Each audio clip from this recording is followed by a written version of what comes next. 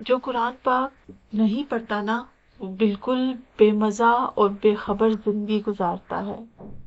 اسے پتہ ہی نہیں کہ صبر کیا ہے، توکل کیا ہے، تقوی کیا ہے، اللہ کی رضا کیا ہے. وہ کتنا غافل ہے.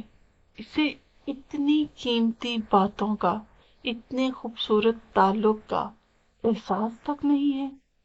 وہ کتنی بے رونق زندگی گزارتا ہے. اسے پتہ ہی نہیں ہے کہ اللہ تعالی کا انعام کیسے ملتا ہے.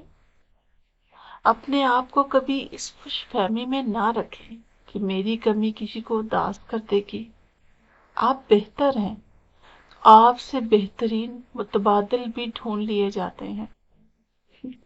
بس اپنے رب سے اپنا تعلق درست کر لیں، سب کچھ حاصل ہوگا انشاءاللہ. کبھی جو زندگی سے تھک جاؤ تو یاد رکھو، اپنا دکھ صرف اللہ کے آگے بیان کرنا، کیونکہ ٹوٹے دل اور آنسوں کی قدر صرف اللہ کرتا ہے. لوگ تو محض تماشائی ہیں.